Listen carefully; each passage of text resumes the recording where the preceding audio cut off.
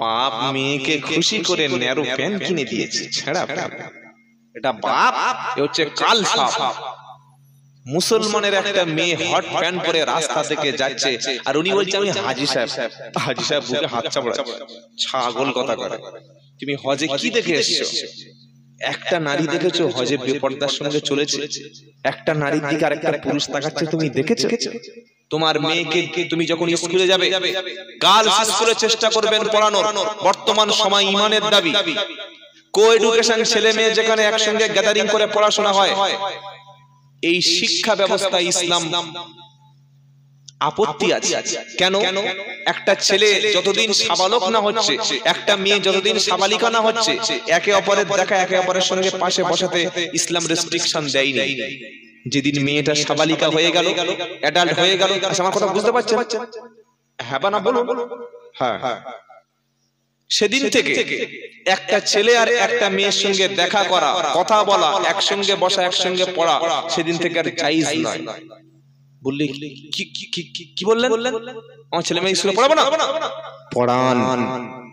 ঈমান যদি নষ্ট হয়ে যায় আপনার মেয়ে, ঈমান নষ্ট করে কাফের মুশরিক করে ওই শিক্ষা দিয়ে কি জাতিকে উপহার দেবে? আজকের কলেজগুলিতে, হাই স্কুলগুলিতে যেখানে কো এডুকেশন, একসঙ্গে পড়াশোনা, কি দেখতে পাচ্ছি?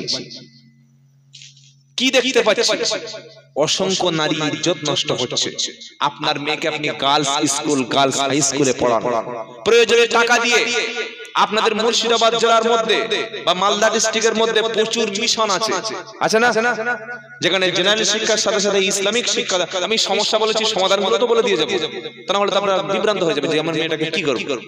সেই স্কুলে, সেই কলেজে আপনার মেয়েকে পড়ান যেখানে জেনারেল শিক্ষার সাথে সাথে আপনার মেয়ের মধ্যে আল্লাহ এবং রাসূলের শিক্ষাটা দেওয়া হয়। আপনার মেয়ে মাধ্যমিক পরীক্ষা দিয়ে বাড়ি ফিরে সে যেন নিয়মিত 5 ওয়াক্ত সালাত আদায় করে, রমজানে রোজা রাখতে পারে, যেন তার লজ্জাস্থানকে হেফাজত করে চলতে পারে, এই শিক্ষাটা আপনার মেয়েকে দেবেন। সকলে বলুন ইনশাআল্লাহ। 28 বছরের যুবক ছেলে ইংলিশ টিচার দিয়ে ছাদের দোতলার উপরে এসি চালিয়ে দিয়ে জানালা আর উইন্ডো আর ডোর, দরজা জানালা বন্ধ করে আর এসি চালিয়ে মেয়েকে পড়াচ্ছেন। আপনি মনে করছেন আমি মুসলমান? না। ছেলে আর মেয়ে যখন থাকে অ্যাডাল্ট, অবিবাহিত, তখন মাঝখানে একজন প্রবেশ করে, তার নাম হচ্ছে মিস্টার ইবলিস, শয়তান। ও প্রবেশ করিয়ে ছেলেটা মেয়েটার দিকে, মেয়েটা ছেলের দিকে একে অপরের উপরে অ্যাট্রাকশন এনে দেয়, আকর্ষণ করে। করতে করতে একদিন ফস করে জানা হয়ে গেল। কি হয় না? হয় না? এটা আমরা দেখতে পাচ্ছি। এজন্য ইসলামে 1400 বছর আগে বলা হয়েছে বাল্লা তাকরাবুজ জিনা ইন্নাহু কানা ফাহিশাতান ওয়া সাআ সাবিলা। 15 নম্বর পারা, 4 নম্বর পৃষ্ঠা, 2 নম্বর লাইন, 32 নম্বর আয়াত, সূরা নাম, বনী ইসরাইল। জেনা করো না আল্লাহ বলে নাই, আল্লাহ বলছে জেনার নিকটবর্তী হয়েও না। ওই শিক্ষায়, ওই স্কুলে, ওই কলেজে, ওই পাঠশালায়, ওই টিউশনিতে আপনার মেয়ে পড়াবেন না, যেখানে গেলে আপনার মেয়ের সতীত্ব হারিয়ে ফেলবে, সম্ভ্রম হারিয়ে ফেলবে, অসভ্য তৈরি হবে। বিয়ের আগে মা হবে, সংসারে গিয়ে তখন সংসার বাদ দিয়ে আগের এক্স বয়ফ্রেন্ডের কথা চিন্তা করবে। এমন শিক্ষা প্রতিষ্ঠানে আমরা মেয়ে পাঠাবো না।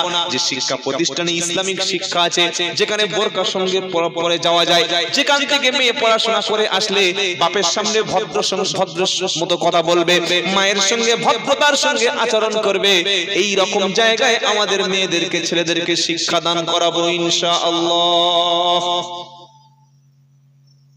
কটা বাজে? আর একটু বলবো নাকি শেষ করে দেবো? ব্যাপারটা কি জানেন, আমি সে এখন সেই লোকাল ট্রেনের মতো, যদি একজন প্যাসেঞ্জার থাকে গাড়ি চালাতে হবে, মেয়ে ছেলে আছে ব্যাস, মেয়ে ছেলেরা থাকলে সবাই চলে যান, আমি মেয়েদের নিয়ে বক্তব্য করবো।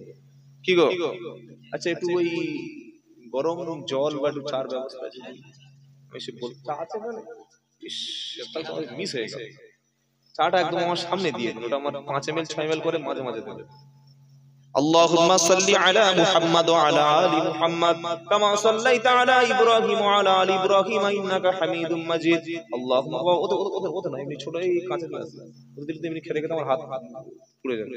اللهم بارك على محمد وعلى آل محمد كما باركت على إبراهيم وعلى آل إبراهيم إنك حميد مجيد। এটা দরুদ।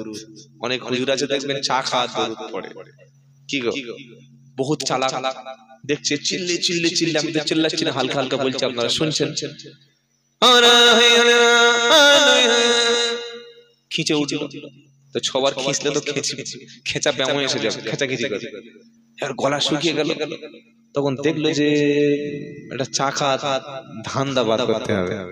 তখন বললো সকলে পড়ো আল্লাহুম্মা সাল্লি আলা। শ্রোতা সকলে এরকম একবার ঝাঁক তুলে পড়ছে। এই আল্লাহুম্মা সাল্লাল্লাহু বলে উনি ছেড়ে দিয়েছে, আরে চালাক মাল বক্তা করে পুরো গ্লাসে মানে 60% মেরে দিয়েছে। তো দেখছে এখনো কিছু মাল রয়েছে। তখন বক্তা বলছে, এই তোমরা কারা গো? কি মুসলমান? রাসূলের প্রতি তোমাদের কোনো দরদ নাই? এই তো মুহাব্বতের সঙ্গে পড়ো, মুহাব্বতের সঙ্গে পড়ো আল্লাহুম্মা সাল্লি আলা। মাল ঢাকঢাক করে খেয়ে নিলে।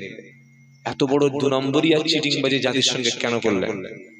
তুমি পড়লে না, তুমি লোককে পড়ালে, তোমার তো খাওয়ার জন্যই তুমি দরুদটা পড়েছো। কি শুনে কষ্ট হলো নাকি? 90% বক্তাই ভন্ডামিটা করে। কেন? বক্তব্য করতে করতে চাকলে কবির গোনা হবে? খেতে পারে কেউ, একটু পানি খেলে গলাটা মানে ছাড়িয়ে নেওয়ার জন্য হতে পারে। তাহলে লোককে দরুদ শরীফ পড়িয়ে দেব, লোক ওদিকে পড়বে আর তুমি এদিকে খেয়ে আশা মিটে নেবে, এগুলো ভন্ডামি। প্রতিবাদ করবেন। কি শুনলেন আপনারা? আল্লাহ আমাদের হেফাজত করুক, সকলে বলুন আমিন। আমার আল্লাহ ওয়ালা ভাইরা, জি তাহলে কোরআন কি? আমি সেই কথাটা বলবো যেটা বাস্তবের কথা। আল্লাহ পাক প্রথম বললেন তোমার স্ত্রীর প্রতি তুমি ওয়াজ করো, নসিহত করো, স্ত্রীদের প্রতি উপদেশ দাও। তাতে যদি না হয় বিছানা আলাদা করে দাও, তাতে যদি না হয় ফাদরিবুহুন্না, হালকা প্রহার করো। কি গো? প্রহার করতে বলেছে। তবে তোমার স্ত্রীর জানা হচ্ছে হারার উপরে তুমি মেরো না, পশুর মতো তুমি স্ত্রীর গায়ে হাত দিও না। আল্লাহর নবী সাল্লাল্লাহু আলাইহি ওয়াসাল্লাম বললেন মিশকাতুল মাসাবির হাদিস, তোমরা দিনের বেলা স্ত্রীকে পশুর মতো মারবে, আবার রাতের বেলা তার সঙ্গে তুমি শারীরিক সম্পর্ক করবে। এটা তো পরস্পর বিরোধী কথা হয়ে যাচ্ছে। স্ত্রীরা হলো তোমাদের কাছে আমানত, এই হকগুলি তুমি আদায় করো। তুমি যেমন খাবে তোমার স্ত্রীকে তেমন খাওয়াবে, তুমি যেমন পোশাক পরবে স্ত্রীর তেমন পোশাক পরাবে। আর 4 নম্বর স্ত্রীকে বশ করার জন্য, স্ত্রীকে নিজের কাছে আনার জন্য তুমি তোমার স্ত্রীর জন্য মাঝে মাঝে হাদিয়া এনে গিফট করবে। বলি সুবহানাল্লাহ বিহামদিহি সুবহানাল আযীম। বাজারে গেছেন, একটা গোলাপ ফুল কিনে আনলেন, কি গো একটা ভালো খাবার কিনে আনলেন, এনেই হাতে দিয়ে দিলেন, খুশি হবে না? হবে না? হবে। স্ত্রীকে মাঝে মাঝে ঘুরতে নিয়ে যাবেন, এটাও সুন্নাত। স্ত্রী আর স্বামী একই প্লেটে খেলে তো মহব্বত বাড়বেই। বলি সুবহানাল্লাহ বিহামদিহি সুবহানাল আযীম। আমরা কি? আমরা খেয়ে পেয়ে থাকলে তবে আমার স্ত্রী খাবে, এই আদর্শ আল্লাহ রাসূলের ছিল না। জীবনে তিনি একাই কখনো হাওরের মতো আমরা যেরকম হাম হাম করে 6টা ডিম দিয়েছে, খেয়ে নিয়েছি। বিবি বললে কিরকম লোক দেখছো, আমি দিলাম আর আমাকে দিল না, এটা যেন না হয় আমাদের মধ্যে। স্ত্রী আর স্বামীর সম্পর্কটা আল্লাহ পাক কোরআনে মজবুত করার জন্য বলেছেন। এবার এই স্ত্রীটা, স্ত্রী তো সারা জীবন স্ত্রী থাকে না। যখন তার বাচ্চা হলো তিনি কি হয়ে গেলেন বাবা? মা। স্ত্রী যতদিন বাচ্চা না হয় ততদিন স্ত্রী থাকে, আর যেদিন তার বাচ্চা প্রস্রাব করে সেদিন কি হয়ে গেল? মা হয়ে গেল। মা যখন হয়ে গেল, সম্মান একটা মর্যাদা আরো বেড়ে গেল। প্রথম মর্যাদা হলো মায়ের। আল্লাহর নবীকে প্রশ্ন করা হলো সবচাইতে উত্তম ব্যবহার কার সাথে করব? নবী বললেন ক্বালা উম্মুক, তোমার মা। দ্বিতীয় প্রশ্ন হলো সুম্মা মান, তারপরে কে? নবীজি বললেন তোমার মা। তারপরে প্রশ্ন হলো সুম্মা মান, কার সঙ্গে সৎ আচরণ করব? নবীজি বললেন ক্বালা উম্মুক, তোমার মা। চতুর্থবার প্রশ্ন হলো সুম্মা মান, তারপরে কে? নবীজি বললেন তোমার বাবা। মায়ের সম্মান 3 গুণ বেড়ে গেল, আর বাপের সম্মানটা 1 গুণকে আল্লাহ দিয়ে দিল। মায়ের সম্মানটা কেন 3 গুণ বেড়ে গেল? পারা নাম্বার 26 সূরা আহকাফ আয়াত নাম্বার 16 পৃষ্ঠা নাম্বার 2 আল্লাহ পাক শোনাচ্ছেন হামালাতুহু উম্মুহু কুরহা ووضعته كرها وحمله وفصاله 30 شهرا। আল্লাহ পাক বলছেন 3 গুণ মর্যাদা সম্মান দিয়েছি। 1 নম্বর কারণ হলো তোমার মা অত্যন্ত কষ্টের সাথে তোমাকে গর্ভে ধারণ করেছে। 2 নম্বর ডেলিভারির পেনটা মা সহ্য করেছে। 3 নম্বর হলো বুকের দুধটা খাওয়ানোর কষ্টটা তোমার মা একা সহ্য করেছে। কটা পেল মা? 3। আজকের অনেক মুসলমান আছে মায়ের সঙ্গে কথা বলে না বাবা। অনেক মুসলমান একটু পড়াশোনা শিখে ডাক্তার মাস্টার হয়ে গেলে, একটু উপরের লেভেলে চলে গেলে মায়ের খবর নেয় না। এটা যেন কোনোদিন না হয়। আল্লাহর কোরআন পরিষ্কার বলে দিল, তোমার মা কষ্টের পরে কষ্ট সহ্য করেছে, আজকে তাকে তুমি অবজ্ঞা করছো, আজকে তুমি তাকে মনে করছো আমার সংসারের ভারী বোঝা। কি গো, তোমার মা প্রথমে তোমাকে 9টি মাস 10 দিন 280 দিন একটা জীবিত মানুষ আর একটা জীবিত মানুষকে পেটে নিয়ে বহন করেছে। তোমার মা খেয়েছে, পেট ভরে খেতে পারেনি, বাচ্চা পেটে আসে। তোমার মা ঘুমোতে পারেনি, তুমি পেটে কষ্ট দিয়েছো। তোমার মা একটু শান্তিতে ভালো খাবার খাবে, খেতে পারেনি, তোমাকে পেটে নিয়ে কত কষ্ট করেছে শীতের রাতে, গরমের রাতে। তুমি সেই দিনগুলো যেন ভুলে যাও না। 2 নম্বর হলো যেদিন বাচ্চা পৃথিবীতে ডেলিভারি হবে, বাচ্চা যেদিন প্রস্রাব হবে, অনেকে বলে এখন আর কোনো কষ্ট নেই, সিজারে হয়ে যায়। সিজারে বেশি কষ্ট, এটা মনে রেখে দেবে। তবে যারা ডাক্তার তারা অত্যন্ত চালাক, ওরা জীবনে ওদের বউদের সিজার করে না। কি আমি ভুল বলছি বলে মনে হচ্ছে? ইমাম সাহেবের বাড়িতে, হুজুরের বাড়িতে কখনো মিলাদ হয় না, আর ডাক্তারের বউয়ের কোনোদিন সিজার লাগে না, আর পীর সাহেব কোনোদিন মাজারে টাকা দেয় না। কবে জাতির বিবেক খুলবে? হুজুরের বাড়ি মিলাদ কোনোদিন হবে না, ও খুব চালাক। লোকের বাড়ি মিলাদ করে এসে বাবারা মনে করে মাথা হাত তুলে খেয়ে আসবে, কিন্তু ওর বাড়িতে মিলাদ হবে না। আর ডাক্তারের বউ যে কোনো ভাবে ও মোটামুটি নরমাল বাচ্চা করাবেই। আর আপনার বউ গেলে বলবো সর্বনাশ, একটা খুব ডিফিকাল্ট ব্যাপার হয়ে গেছে, মানে ডাক্তারে 2-4টে মেডিকেল ল্যাঙ্গুয়েজ বলে দেবে, আপনি শুনে ঠকঠক করে কাঁপছেন, কি হবে বাবা, বলে চোখ চিন্তা করিস না, 30,000 টাকা বার কর আর রেডি হ, বাচ্চা হয়ে গেল।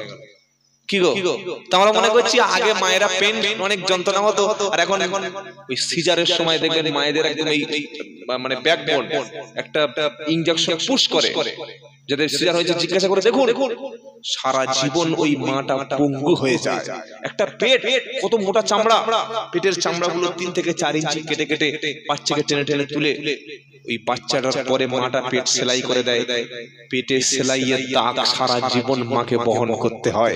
পুকুর থেকে পানি তুলতে গেছে, ওখানেই পেটে যন্ত্রণা শুরু হয়ে গেছে। একটা ভারী কাজ করছে, মায়ের পেটের যন্ত্রণা, আপনি সেই মাকে কষ্ট দিলেন।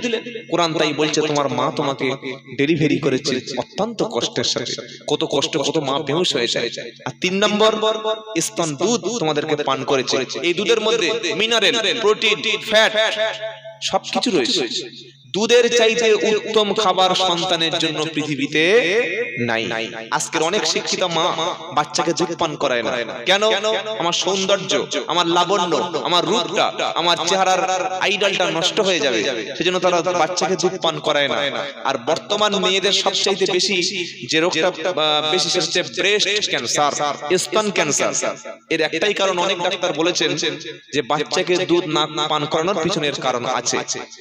সেজন্য 3 গুণ দিলেন আল্লাহর নবী সাল্লাল্লাহু আলাইহি ওয়াসাল্লাম মাকে। সন্তানের জন্য যা দোয়াটা বেশি কবুল হবে আল্লাহর দরবারে, সেটা হলো মায়ের দোয়া, বাবার দোয়া। বলি সুবহানাল্লাহ বিহামদিহি। আমরা অনেকে আজমিরে যাই, পাথর চাপড়ি যাই, পীর সাহেবের কবর দেখলে দুম করে একটা সেজদা দিই। কি আছে না নাই? এই উদ্দেশ্য করে মাজারে যাই যে মাজারে গেলে দোয়া কবুল হবে, মাজারে গেলে ভাগ্য পাল্টে যাবে। আচ্ছা আপনি বলুন, যিনি কবরে আছেন তার সাহায্য করার কোনো ক্ষমতা আছে? আচ্ছা ক্ষমতা আছে এরকম বলছেন, কে একটু হাত তুলে দেখুন ক্ষমতা আছে? সবাই বলছেন নাই। সবচাইতে আল্লাহর পরে যিনি সম্মানিত, যিনি ক্ষমতাবান, তিনি কে? আল্লাহর পরে আল্লাহ। আপনারা কি কোনো অঙ্ক পড়েননি? অঙ্ক করেননি নাকি? আল্লাহর পরে তো রাসূল সাল্লাল্লাহু আলাইহি ওয়াসাল্লাম। এবার আপনি নবীর জীবনটা একটু খুলুন, চলুন। আল্লাহর নবী সাল্লাল্লাহু আলাইহি ওয়াসাল্লামের ইন্তেকালের আগে নবীর নিজের কলিজার টুকরা সন্তান তাহির, কাসিম, আব্দুল্লাহ বা যাই হোক 3টেই সন্তান মারা গেল। আল্লাহর নবীকে বাঁচানোর মতো ক্ষমতা আল্লাহ দিয়েছিল? দেননি। নবীর আপন নিজের সবচাইতে স্ত্রী সবচাইতে বেশি ভালোবাসতেন আম্মা জান খাদিজা রাদিয়াল্লাহু তাআলা আনহা। রাসূলের সামনেই তিনি মারা গেলেন, বাঁচানোর মতো ক্ষমতা রাসূল সাল্লাল্লাহু আলাইহি ওয়াসাল্লাম আল্লাহ দিয়েছিল না দেননি? দেননি। তার মানে মৃত্যুকে কন্ট্রোল করা, মৃত্যু রদ করে দেওয়ার ক্ষমতা আল্লাহর নবীর ছিল না। 2 নম্বর, নবী সাল্লাল্লাহু আলাইহি ওয়াসাল্লামের ইন্তেকাল করে কবরে চলে যাওয়ার পরে আল্লাহ রসুলের চারজন খলিফা ছিলেন, দুজন ছিলেন শ্বশুর, দুজন ছিলেন জামাই। কে কে শ্বশুর? আবু বকর সিদ্দিক শ্বশুর, ওমর ফারুক শ্বশুর। কেন আবু বকর সিদ্দিক শ্বশুর? আবু বকর সিদ্দিকের মেয়ে আয়েশা রাসূল বিয়ে করেছিলেন, আর ওমরের মেয়ে হযরতে হাফসা রাসূল বিয়ে করেছিলেন, আর দুজন শেষে ছিলেন জামাই। কি শুনছেন? কে? উসমান গনি, হযরতে আলী রাদিয়াল্লাহু আনহুম আলাইহিম আজমাইন। এবার বলুন তো, এই উসমান এবং আলী রাদিয়াল্লাহু তাআলা আনহু এবং ওমর ফারুকের মৃত্যুটা কিভাবে হয়েছিল? ওমর ফারুকের মৃত্যুটা খালি শুনেন, শহীদটা মসজিদে নববীতে তিনি সালাত আদায় করাচ্ছিলেন, নামাজ পড়াচ্ছিলেন, আর দুশমন ছুরি নিয়ে ওমর ফারুকের উপরে অ্যাটাক করলো, অতর্কিত হামলা করলো। উনি ইনজুরি হয়ে, রক্তপাত হয়ে, ব্লিডিং হয়ে আহত হয়ে গেলেন, কয়েকদিন বেঁচে থাকার পর শহীদ হয়ে গেলেন। আল্লাহর নবীর কবর বা মাজার বা রওজা বা যাই বলেন কবর, আল্লাহ রাসূল কবর থেকে আর মসজিদে নববীর মেহরাব মানে যেখানে ওমর ফারুক নামাজ পড়াচ্ছিলেন, কয়েক মানে ফুট দূরে, কয়েক মিটার দূরে। তো আল্লাহ রাসূল পাক সাল্লাল্লাহু আলাইহি ওয়াসাল্লাম কবর থেকে তার নিজের শ্বশুরকে বাঁচানোর মতো ক্ষমতা আল্লাহ রাসূলকে আল্লাহ দিয়েছিলেন, আল্লাহ না দেননি? বলুন, দেননি, বাঁচাতে পারেননি, তিনি শহীদ হয়ে গেলেন। রাসূলের জামাই দুটো মেয়েকে বিয়ে দিয়েছিলেন উসমানের সাথে রাদিয়াল্লাহু আনহু। প্রথম মেয়েটা মারা গেল, আরেকটা মেয়েকে বিয়ে দিয়েছিলেন। এত ভালোবাসতেন উসমানকে। ওই উসমান গনি রাদিয়াল্লাহু তাআলা আনহু কোরআন পড়ছেন, কোরআন, আর শত্রুরা তাকে ঘিরে ধরেছে চতুর্দিক থেকে, সব ছুরি নিয়ে এসেছে, জবাই করবে, টুকরো করবে। তখন উসমান গনির স্ত্রী বলছে, তোমরা কে গো? বলে, আমরা রাসূলকে, রাসূলের উম্মত, কিন্তু উসমানকে আমরা হত্যা করবই। খেলাফত নিয়ে দ্বন্দ্ব শুরু হলো। তো উসমান গনি দেখলেন আমার বাঁচার উপায় নাই, তিনি কোরআন তেলাওয়াত করতে শুরু করলেন, আর পিছন দিক থেকে এসে তাকে অতর্কিত হামলা শুরু করলো। ওই রক্ত তখন গোল গোল গোল গোল গোল গোল করে কোরআনে পড়ে গেল। আচ্ছা, এবার একটা প্রশ্ন করছি, রক্ত পাক না নাপাক? জানেন না? ঠিক পাক না নাপাক। পেশাব যেমন নাপাক, রক্ত সেম, একই নাপাক, সেম। পেশাব যেমন নাপাক, রক্ত তেমন পাক নাপাক। পৃথিবীর কোন মাতালের হাতে কোরআন তুলে দিলেন, মাতাল ড্রিঙ্ক করে, যারা রাম খায়, বাংলা খায়, বিয়ার খায়, ওই মাতালের হাতে কোরআন তুলে দিয়ে যদি বলেন যে তোর হাতে কোরআন দিচ্ছি, তুই একটু কোরআনে পেশাব করবে, পারবে কোনোদিন? না। মাতাল ড্রিঙ্ক করে কিন্তু কোনোদিন কোরআনে পেশাব করবে না।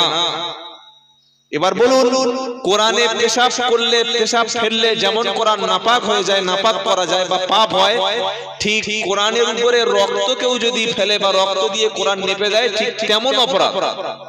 তাহলে তারা মুসলমান যখন হযরতে উসমান গনিকে শহীদ করছেন, তারা জানেন যে কোরআন পড়ছে, রক্ত পড়বেই কোরআনে, তারা জেনে শুনেই একটা অপরাধ এমন করে দিলেন। আল্লাহর নবী কবর থেকে উসমানকে বাঁচাতে পেরেছিলেন? পারেননি। নাম্বার 3, হযরতে আলী রাদিয়াল্লাহু আনহু, রাসূলের কলিজার টুকরা, ফাতেমাকে তিনি বিয়ে করেছিলেন, রাসূলের জামাই। বিয়ে করার পরে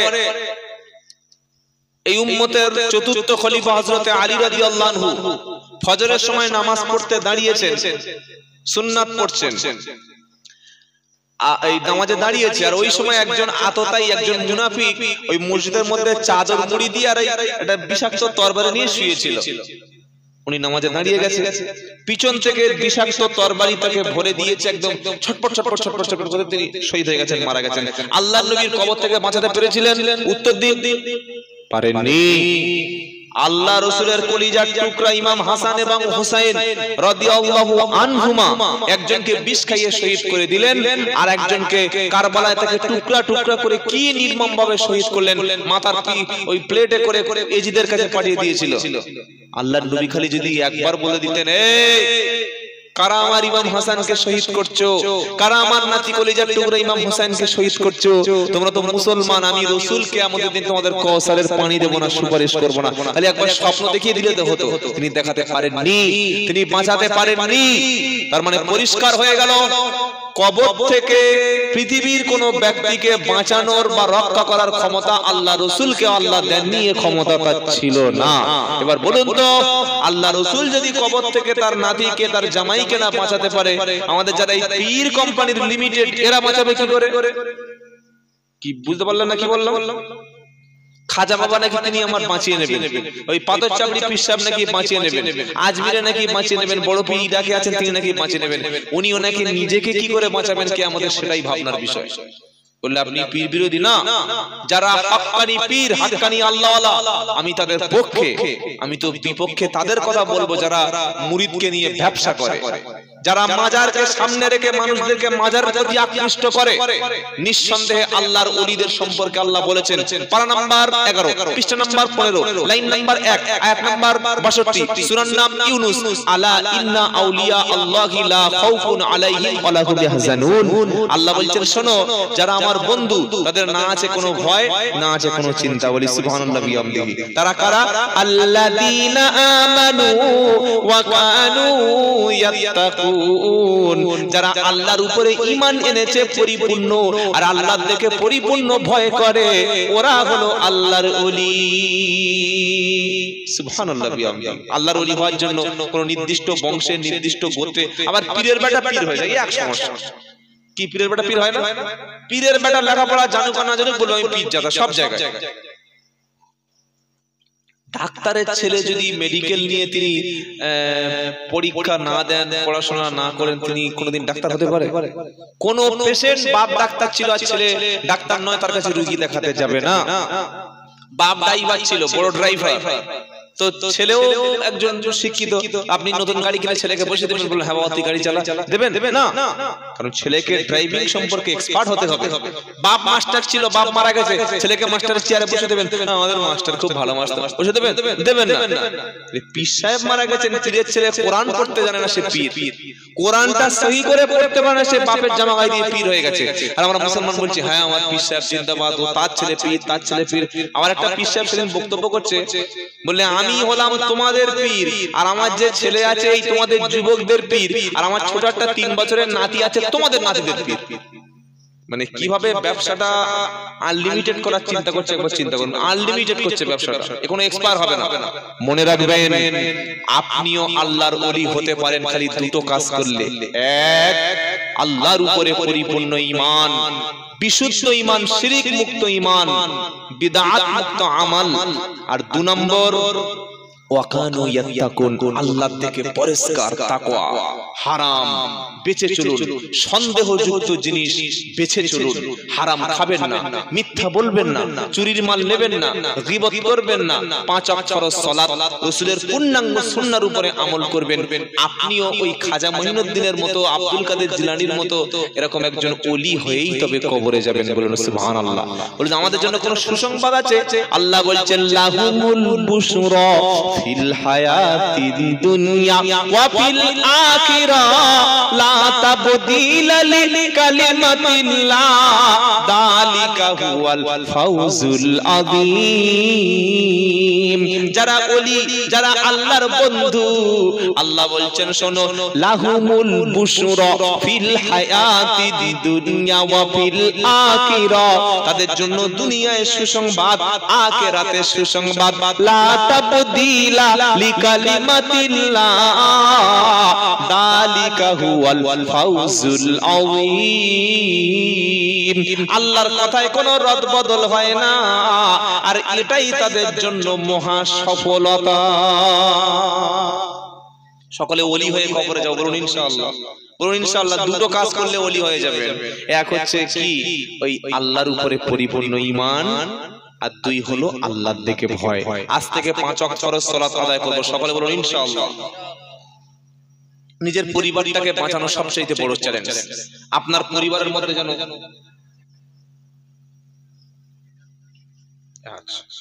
ইনশাআল্লাহ 10 মিনিট বলে শেষ করে দেব। বেশি কথা, একটা গজল বলবেন নাকি?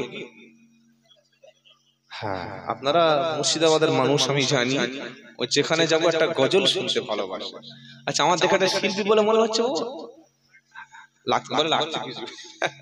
দেখো আল্লাহ আপনাকে নেক হায়াত দান করুক। মাঝে মাঝে এক কলি দু কলি বলছি, বলে মাল ভালোই বলছে তো, কি বুঝলেন? তো যাই হোক, আল্লাহ তাআলা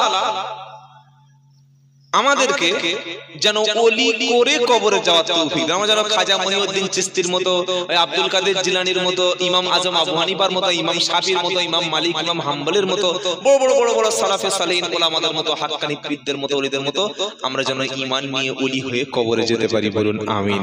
বলি আল্লাহুম্মা আমিন। আল্লাহ তৌফিক দিক। আর বর্তমান সবচেয়ে যেটা চ্যালেঞ্জ, সেটা কি?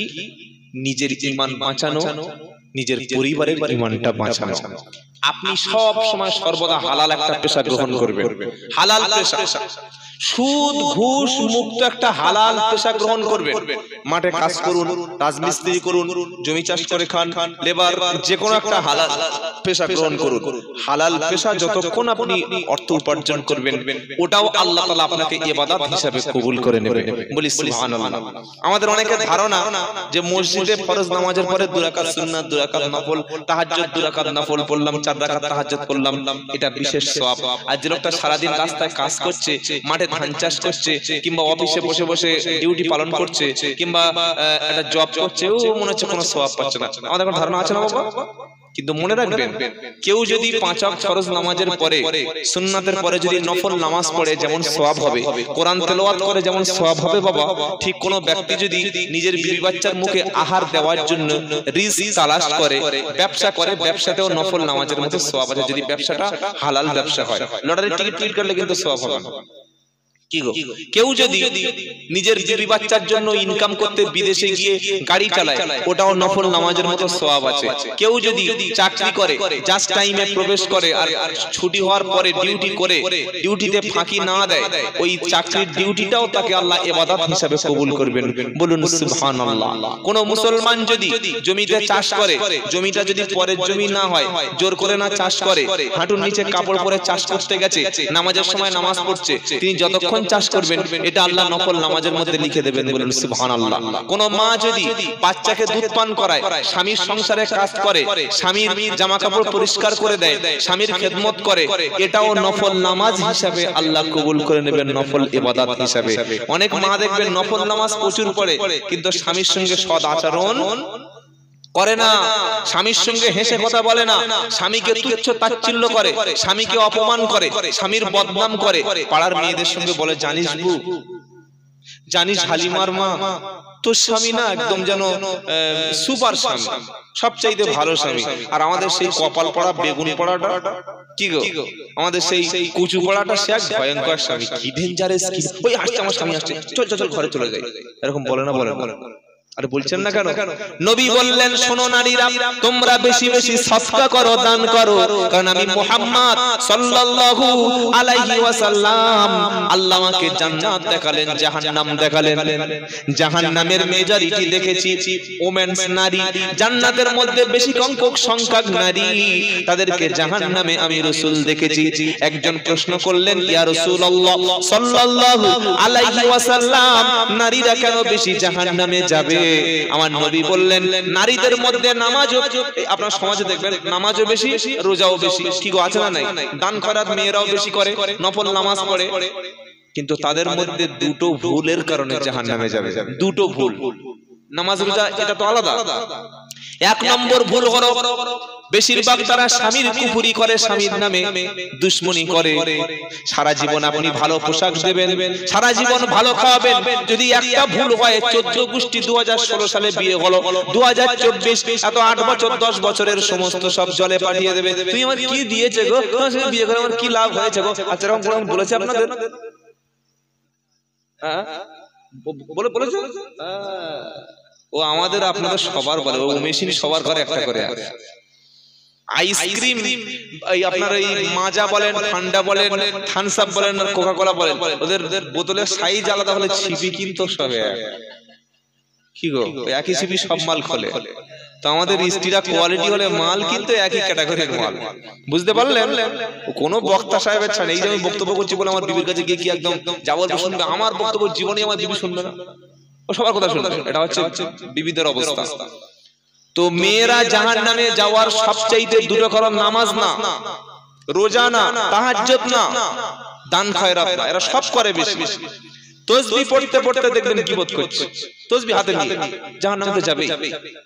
আল্লাহর নবী বললেন 1 নম্বর কারণ হলো স্বামীর এরা নাফরমানি কুফরি করে, কথায় কথায় স্বামীর অবদানকে অস্বীকার করে।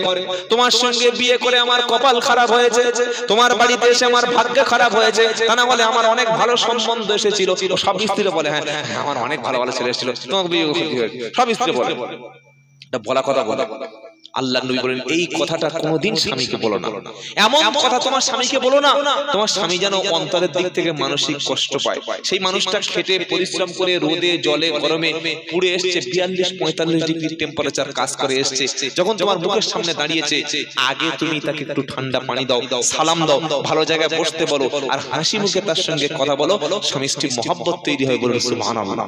আর আমাদের স্ত্রীরা কি করে, কই তেল এনেছো, সাবান এনেছো, আমার সে কাপড় ছেড়ে না আগে ভুলে গেছে, হ্যাঁ ভুলে তো যাবে, তোমার মন কোন দিকে আমি জানি, কি বলে না বলে না।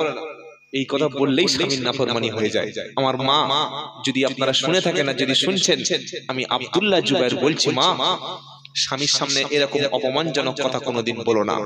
স্বামীর কাছে ডিমান্ড তেমন কিছু করো না, এমন এই জিনিসটা দিতে হবে, তাহলে তোমার রইলো ভোলা, রইলো ঝোলা, চললো ভোলা।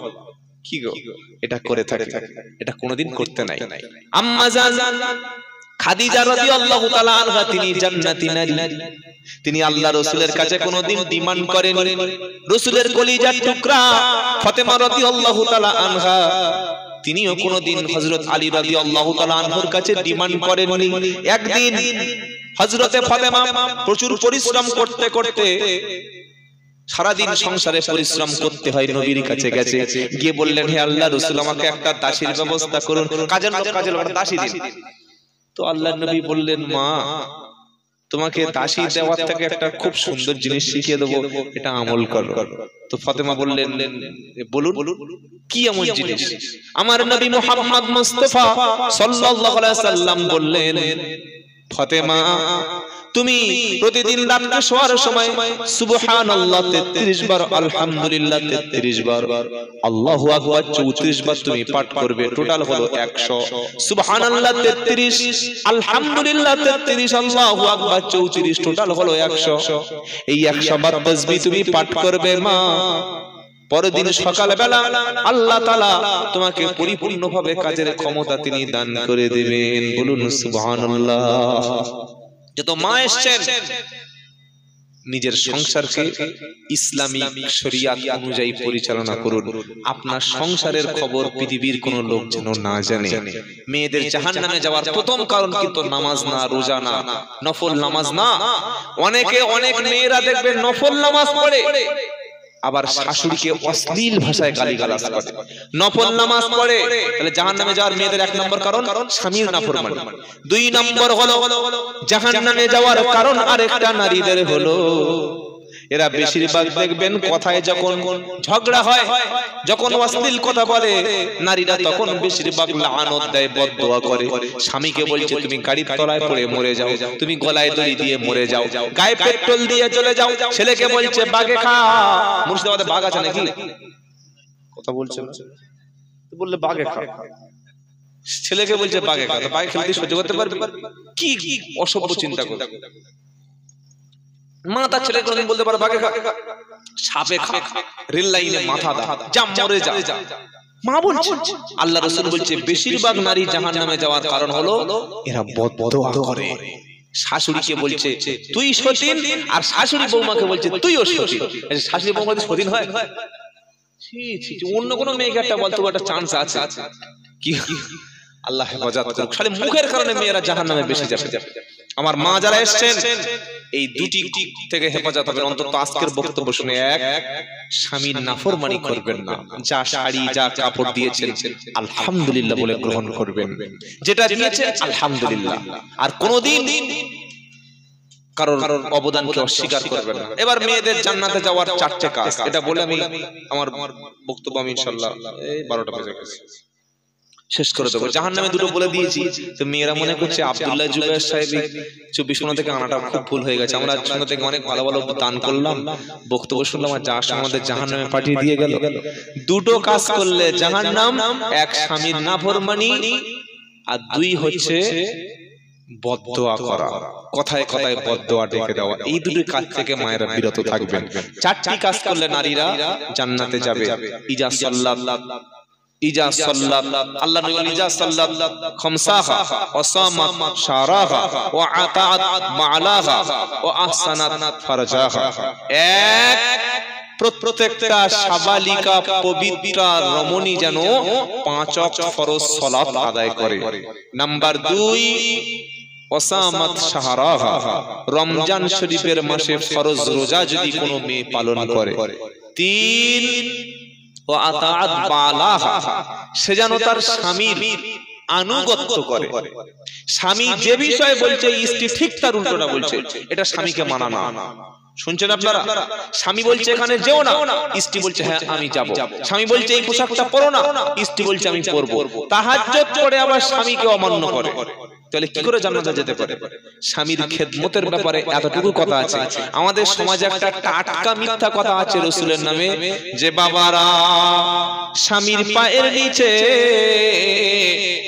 স্ত্রীদের জান্নাত। এটা শুনেছেন না শোনেন নাই? কোনদিন শোনেন নাই স্বামীর পায়ের তলায় স্ত্রীর জান্নাত? এটা রাসূলের নামে একেবারেই মিথ্যা কথা। আল্লাহ রাসূল এমন কথা কোনোদিন বলেনি যে স্বামীর পায়ের তলায় আল্লাহর স্ত্রীর জান্নাত, বরং মায়ের পিতার খেদমতের পায়ের তলায় সন্তানের জান্নাত, এটাই সঠিক কথা। আর কিছু বাজারে কমার্শিয়াল বক্তা, পড়াশোনা না করা বক্তা আন্দাজে তাহকিক ছাড়া বলে দেয় স্বামীর পায়ের তলায় স্ত্রীর জান্নাত। ভুয়া কথা, মিথ্যা কথা। ইসলাম বলছে স্বামীর খেদমত করো। 3 নাম্বার, খেদমত বলতে তোমার কথায় তোমার আচরণে স্বামী যেন সামান্য দুঃখটুকু না পায়। তুমি এমন ভাবে তোমার রূপ লাবণ্য যৌবনটা তুমি কাকে দেখাবে? স্বামীর কাছে ঘরে আছে এরকম মাথা কাপড়, এরকম দিক ঘরে কি রে নতুন বউ বাসরাতে এরকম মাথা কাপড় দিবে কেন? না, স্বামীর কাছে স্ত্রী সব সময় হট ড্রেস পরবে, ছোট ড্রেস পরবে, এমন ড্রেস স্বামীর কাছে পরতে হয় যেন স্বামী দেখলেই উফ আল্লাহ সত্যি আমাকে নিয়ামত দিয়েছে, এইটা স্বামীর কাছে পরতে হয়। ঠোঁটে লিপস্টিক, মুখে মেকআপ, যত রকমের সুন্দর সুন্দর পাউডার, খুশবু, সেন্ট বাইরে পরা হারাম, নাজায়েজ পরপুরুষকে, কিন্তু স্বামীকে আকৃষ্ট করার জন্য যত শর্ট হট ড্রেস আছে কেবল অনলি ফর স্বামীর জন্যই জায়েজ, এবং এটা সওয়াব। বলুন সুবহানাল্লাহ। আর আমাদের মায়েরা পুরোটাই উল্টো করে। যখন পালসান্ডায় যাবে, বহরমপুরে যাবে, আরো বিভিন্ন কালিয়াচক শ্বশুর বাড়ি যাবে, এত সাজা সাজবে, এত মাখা মাখবে, চিনতে পারা যাবে না যেটা কার স্ত্রী যাচ্ছে। আর ঘরে থাকার সময় সেই 2009 সালের কাপড়, 2006 সালের আরেকটা কাপড় এই পরে, আর দেখলে যেন কি রকম বাজে অবস্থা। আমার মা যারা এসেছেন স্বামীর কাছে সব সময় সুন্দর করে সেজে থাকবেন, স্বামী খুশি হলে আমার আল্লাহ খুশি হবেন। বলুন সুবহানাল্লাহ। নাম্বার 4, নবীজি বললেন 4 নম্বর কাজ মেয়েদের জান্নাতে যাওয়ার জন্য ফরজ পর্দা। পর্দা মানে কি? বোরকা পরে ঘরে বসে থাকো আর নামাজ রোজা পড়ো, বাইরে যাওয়ার দরকার নেই, এটা পর্দা না। হিজাব সহকারে শিক্ষাঙ্গনে কোনো একটা জরুরি কাজে অবশ্যই কোনো মেয়ে ছেলে হিজাব সহকারে যেতে পারে, তবে বাইরে যাওয়ার সময় সফর, যখন সফরকালীন দূরত্বে একটা নারী হিজাবের সঙ্গে সঙ্গে একা যাবে না বাবা, হয় বাপ, নয় ভাই, নয় ছেলে, নয় স্বামী, অথবা এমন মাহরম ব্যক্তিকে তিনি সঙ্গে করে নিয়ে যাবেন যার সঙ্গে তার বিয়ে করা চিরদিনের জন্যই হারাম। যেমন শ্বশুর, শ্বশুরকে বিয়ে করতে পারে? কথা বলছে না। শ্বশুরকে কোনোদিন কোনো বৌমা বিয়ে করতে পারে? এমনকি স্বামী মারা গেলেও বিয়ে করার হুকুম নাই। কিন্তু আমাদের মেয়েরা কি করে জানেন? শ্বশুর হচ্ছে মাহরম ব্যক্তি, তার সঙ্গে চিরতরেই বিয়ে হারাম। মায়েরা যখন শ্বশুর আসে, এই শ্বশুর মশাই আসছে, মাথায় কাপড় দাও, শ্বশুর আসলে কাপড় দেয়, আর দেওয়ারের সামনে মাথার কাপড়টা খুলে, বুকের ওড়নাটা তুলে, বুকের কাপড়টা সরিয়ে, পেটের কাপড়টা এমন ভাবে দেওয়ারের সঙ্গে ভাব দেখায় যেন ওটা ওনার সেকেন্ড স্বামী, দ্বিতীয় বর, মানে দেবর, মানে দেওর। অথচ শ্বশুরটা হলো মাহরম, মানে শ্বশুরের সঙ্গে চিরদিনের জন্য এই বিয়ে হারাম, আর দেওরের সঙ্গে কোনো স্ত্রী বিয়ে করতে পারে না।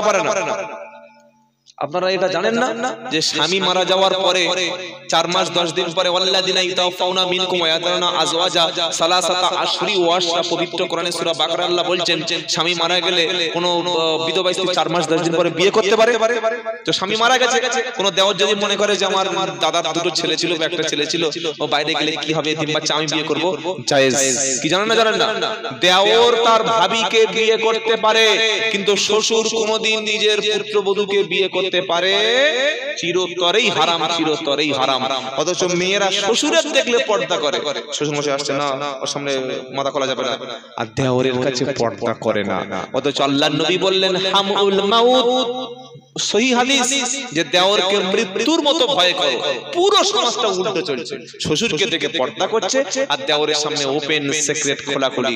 আমার মায়েরা, পর্দার মানে হলো শুধু বোরকা না, বোরকা পরার সাথে সাথে নিজের কণ্ঠটাও পর্দা। অনেক মেয়ে ছেলে ফোনে কথা বলে মিষ্টি সুরে, হ্যাঁ ভালো আছো এমন করে কর্পুরের সঙ্গে কথা বলে যেন সে পাগল হয়ে যাবে। উফ, গলাটা যদি এমন হয় তাহলে মালটা কেমন হবে, কি বুঝলেন? এটা যেন আমাদের না হয়। 22 পারায় এই আয়াতটা আছে, ইনিত্তাকাইতুন্না ফালা তাখদানা বিল কওলি ফায়াতমা আল্লাযী ফি কলবিহি মারাদ ওয়া কুল্লা কওলাম মারুফা। আজকের মতো শেষ আয়াত বলে দিচ্ছি, শুনে রাখেন।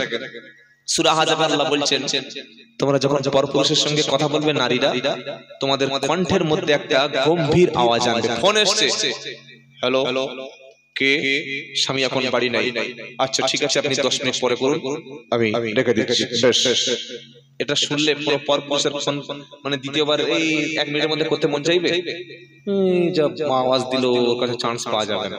কি গো? আর ফোন করেছে, হ্যালো, ও আচ্ছা আমি, হ্যাঁ ওনার ওয়াইফ বলছি। ওয়াইফ? দাদা এখন বাড়ি নাই। আপনি কে বলছেন, একটু অ্যাড্রেসটা বলবেন, ভালো আছেন তো? এত সুন্দর করে।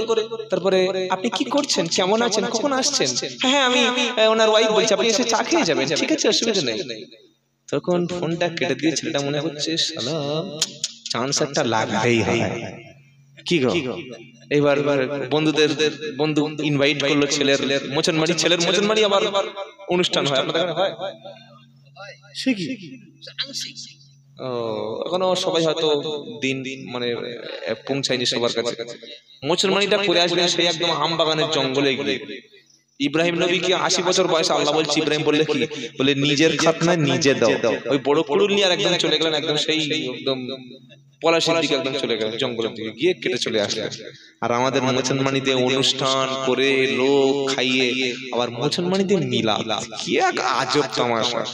দোয়া করছে রব্বানা যালামনা, তুই কি দোয়া করবে এরকম বড় করে কাটো, খ্যাপা কথা। মুসলমানি আবার মিলাদ কি রে বাবা, সব জায়গায় মিলাদ চালিয়ে দিয়েছে। বন্ধু চলে আসে, বন্ধু বলল ভাই হুইজ, কে এটা? বললে সি ইজ মাই ওয়াইফ। বললে ও আচ্ছা আচ্ছা, এই 3 তারিখে যার সঙ্গে কথা বলছিলাম সে ভাবি? বললে হ্যাঁ হ্যাঁ। আরে একসঙ্গে বসে চা খাও। ওই ডাইনিং রুমে বসিয়ে দিল, সোফায় বসিয়ে দিল। তখন বলছে, ছেলেটা বলছে কিভাবে আমাদের সমাজে পরকীয়া হচ্ছে শোনো। সেজন্য যারা শুনছেন আমার কথা, আর মায়েরা যারা শুনছেন, পর পুরুষকে, মামাতো ভাইকে, ছেলের বন্ধুকে, কোন পর পুরুষকে আপনার বেডরুমে প্রাইভেট আসতে দেবেন না, এটা পর্দা। খালি মাথায় হিজাব পরে মৌলভী দেখলে পর্দা, হুজুর সাহেব দেখলে পর্দা, আর ছেলের বন্ধু এসছে, স্বামীর বন্ধু এসছে, ভাইয়ের বন্ধু একসঙ্গে বলে না, এটা হারাম, জায়েজ নয়। সবাই বসতে দিয়েছে। যাদের লুচ্চা স্বভাব, যাদের এই পরের মেয়ে দেখলে ছমছম করে কুকুরের মতো শুয়ে শুয়ে বেড়ায়, কিছু ছেলে আছে দেখবেন। কুকুর কি করে? কুকুর কোনো খাবার খেতে দেখবেন, যারা আপনারা বসে আছেন শুনে রাখুন, কুকুর কিন্তু খাবার দেখলে আগে কিন্তু খায় না। যদি দেখে মালটা টেস্টি মাল, চালিয়ে দিল। আমাদের সমাজে কিছু কুকুর আছে, পুরুষ নামের কুকুর, ওদের বাড়িতে বউ আছে, ও থাকার পর একটা নারী দেখলে ভাই খুব সুন্দর দেখতে, ছাগল কথা করে, ও করেই মালটাকে পটিয়ে নেবে, জানা করে পরকিয়া করে, ফোন করে কথা বলতে। এবার ভাবিকে বলছে, ভাবি সত্যি তোমার দাদার মানে তোমার গলা এত সুন্দর? ও তুমি ফোনে কথা বলছিলে? বললে হ্যাঁ। আর কোন মেয়েকে বশ করার জন্য প্রথম যেটা লাগবে, খালি মেয়ের প্রশংসা করবেন, ব্যাস। কোন স্ত্রীর প্রশংসা করবেন, দেখবেন একদম পাগলু হয়ে যাবে। প্রশংসা করলে মেয়েরা সবচাইতে খুশি হয়, আর মেয়েদের সামনে বদনাম করলে সবচাইতে অসন্তুষ্ট হয়। যে কোনো মেয়ের বদনাম করবেন, আপনার রান্নাই বন্ধ করে দেবে। আর একবার যদি বলেন সত্যি তোমার হাতের খাবার না, ও কলিজা ভিজিয়ে তোমাকে খাইয়ে দেবে। ছেলেটা বলছে সত্যি তোমার চা গলা দারুণ লাগছিল, তো ভাবি একটু চা করো দেখি। এ তো মানে কি বলবো, লুচ্চা মাল, হ্যাঁ অসভ্য। তো চা দিয়েছে, চা একদম মানে খারাপ হয়েছে, লিকার টিকার দিয়ে পুড়িয়ে দিয়েছে। তাও বলছে ভাবি তোমার যা চা যেন একদম সে যেন আরসালান হোটেলের চা, দামি চা, কিন্তু চা একদম ভালো হয়নি, মিষ্টি হয়নি। খাচ্ছে আর মেয়েটাকে পটাচ্ছে। তা বলছে মাঝে মাঝে একটু, তখন মেয়েটা বলছে যে আচ্ছা ঠিক আছে, তুমি সত্যি খুব কথা শুনে ভালো লাগলো। তখন ছেলেটা বুঝলো যে মাল পটে গেছে। তখন বললো ভাবি তোমার এত মানে স্বামী একটু টয়লেটে গেছে, তখন বলছে এটা কেন আপনাদের সময়টা নষ্ট করে বলছি। আপনার ঘরে, আপনার রুমে, আপনার স্ত্রীর চাচাতো ভাই, ফুফুতো ভাই, মামাতো ভাই, আপনার বন্ধু, কাজের বস, আপনার কলিগ, আপনার মিস্ত্রি, কোন ব্যক্তি যেন মৃত্যু পর্যন্ত, আমি আব্দুল্লাহ জুবায়ের মারা যাব কিন্তু আমার কথাটা আপনি আমল করবেন, ফিতনা হবে না। সেটা কি, আপনার স্ত্রীর রুমে, প্রাইভেট রুমে বা পার্সোনাল কোন পরপুরুষকে এসে বসে গল্প একটা মিনিট করতে দেবেন না। এটার নাম ইসলাম, এটা শরিয়াত। এই কথাটা মাথায় রাখবেন। এবার গল্প করলো, শেষে বলছে ভাবি তোমার এত সুন্দর দেখতে, উফ খুব সুন্দর, মাশাআল্লাহ মাশাআল্লাহ, আল্লাহ রূপ দিয়েছে, মানে খাবো। তো দাদার সঙ্গে তোমার মুটে মানাই নাই। মেয়েটার মুখ তখন শুকিয়ে সেই করোনা রোগীর মতো হয়ে গেছে, একদম মানাই নাই। তখন মেয়েটা মনে করছে তাহলে মনে হয় এই মালটার সঙ্গে আমার ভালো হলো। কি গো, তো বলে ভাবি আচ্ছা ঠিক আছে আমি চলে যাচ্ছি। বলছে দাদা হ্যাঁ আচ্ছা ঠিক আছে যাও যাও। তো আচ্ছা মাঝে মাঝে একটু যদি তোমার ফোন করি, তখন ছেলেটা বলছে, বন্ধু বলছে যদি ফোন করি, এক্সকিউজ মি ডোন্ট মাইন্ড, কিছু মনে করবেন না, অসুবিধা আছে? বলে না না না, তুমি তোমার স্বামীর মতো। কি বললে? তুমি আমার স্বামীর মতো বলে মাল্লাম বানিয়ে চলে গেছে। কথা হতে হতে নাম্বারটা সেভ করে দেখছি ভালো ছবি হোয়াটসঅ্যাপ ডিপিতে আছে, ভিডিও কল করে। আস্তে আস্তে কথা হতে হতে স্বামী 5 বছরের দুবাই ভিসা নিয়ে চলে গেছে। এইবার মালটা দুপুরে আসে, বিকালে আসে, সকালে আসে, একদিন ঠিক মিডনাইটে চলে এসে জেনা করেই চলে গেছে। এই কাজটা বর্তমান সমাজে পরকীয়ার নাম করে মুসলমান পরিবার, মুসলিম পরিবারের মধ্যে অসংখ্য নারী রিকশাওয়ালার সঙ্গে, ড্রাইভারের সঙ্গে, পরপুরুষের সঙ্গে, স্বামী কাজে গেছে, বিদেশে গেছে, পালিয়ে যাচ্ছে না যায় না। আমি এতক্ষণ কিন্তু আপনাদের সময় নষ্ট করার লোক আমি নই। আমি এসছি প্রায় 250 কিলোমিটার, সে দুপুরে একটায় বার হয়েছি কষ্ট করে, ছেলে খেলা গল্প করতে আসেনি। এজন্য 1400 বছর আগে আপনার পরিবার যাতে ধ্বংস না হয়, এই ছেলেটা দুবাই কাজে গেছে, 3 লাখ টাকা ভিসা খরচ করে, ফ্লাইটের টিকিট কেটে কোম্পানিকে ঘুষ দিয়ে দুবাই থেকে শুধু টাকা পাঠাচ্ছে, শুধু টাকা পাঠাচ্ছে, আর বিবি ফোন করেই যাচ্ছে, ফোন করে যাচ্ছে, খালি পরপুরুষের খরচ করে যাচ্ছে। ছেলেটার বুকে বড় আশা, ঈদের 2 দিন আগে বাড়ি ফিরবো, আমার বাচ্চার মুখটা আমি দেখবো, আমার বিবিকে দেখে আমি খুশি হব, এত কোটি কোটি টাকা নিয়ে গেলে বিবি খুশি হবে, দুজনে আনন্দ করব। এসেই দেখছে যেদিন স্বামী ইন্টারন্যাশনাল এয়ারপোর্ট নেতাজি কলকাতায় ফ্লাইট ল্যান্ড করেছে, স্ত্রী সেদিন টেক অফ করে অন্য জায়গায় চলে গেছে, মানে উড়ে মাল পালিয়েছে। এবার বলুন এই পরিবারটা ধ্বংস হওয়ার পিছনে, ধ্বংস হয়েছে না হয়নি? হয়েছে। হওয়ার পিছনে একটাই ফল্ট, সেটা আল্লাহ এবং রাসূলের কথাটা আপনি আপনার সংসারে মানেননি। এজন্য ইসলাম, আমি প্রথমেই প্রশ্ন করেছিলাম, ওই প্রশ্নটাই দিয়ে শেষ করে দিলাম। ইসলাম আমাদের ধর্মের নাম ইসলাম। ইসলাম মানে শান্তি, ইসলামে কোনো অশান্তি নাই, আর মুসলমান কোনোদিন অশান্তির মধ্যে থাকতে পারে না যদি সে ইসলাম মেনে চলে। মুসলমান ইসলাম না মেনে চললে পদে পদে ঠকতে হবে, আর ইসলাম মেনে চললে শান্তিতে জান্নাতে যাবে। বলুন সুবহানাল্লাহ। ছোট্ট একটা বলে দি গজল, আপনারা বলেছেন আল্লাহ আমাদের সবার স্ত্রীকে শান্তিতে সন্তানদের সংসার করার তৌফিক দান করুন। সকলে বলি আমিন। একদিন মাটির ভিতরে হবে ঘর রে মন আমার, কেন বাঁধো দালান ঘর। অনেক বড় ঘর বেঁধেছি। আসলে আমার গলাটা একটু ঠান্ডা কয়েকদিন একটু নষ্ট হয়ে গেছে, তা না হলে কাঁপিয়ে দিতাম, কি বুঝলেন? তো ইউটিউবে আমার গজল অনেক আছে, শুনে ছোট করে একটু বলছি, শুনে নেন। একদিন মাটির ভিতরে হবে ঘর, রে মন আমার কেন বাঁধো দালান ঘর। কি বাবা, আসল ঘর মাটিতে হবে না? হবে না? একদিন আমার পরিচয় আর থাকবে না, আপনাদের পরিচয় থাকবে না। আমাদের বাবা মা আজকে তারা কবরে চলে গেছে, প্রাণ পাখি যাবে উড়ে পিঞ্জারো ছেড়ে, ধরা ধামে সবই রবে তুমি যাবে চলে, প্রাণ পাখি যাবে উড়ে পিঞ্জারো ছেড়ে, ধরা ধামে সবই রবে তুমি যাবে চলে।